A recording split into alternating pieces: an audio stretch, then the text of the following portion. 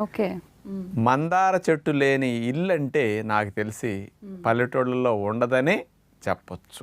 ఆ మందార ఆకులు, ఆ మందార పువ్వులు అందరి జుట్టు పాలిట ఒక వరం అని చెప్పొచ్చు. చాలామంది మందార పువ్వులు, మందార ఆకులు ఏదో రసాలు తీసి పెడుతుంటే ఏదో పిచ్చి జనాలు ఏది పెడితే అది పుస్తే వస్తాయి అనుకునేవాడిని నేను కూడా.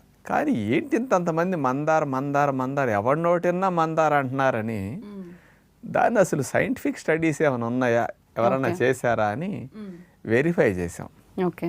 40 పరిశోధన పత్రాల యొక్క సారాంశాన్ని అమెరికా దేశం వారు 2015 సంవత్సరంలో రట్గర్స్ యూనివర్సిటీ యుఎస్ఏ వారు వాళ్ళు ఇచ్చినవి.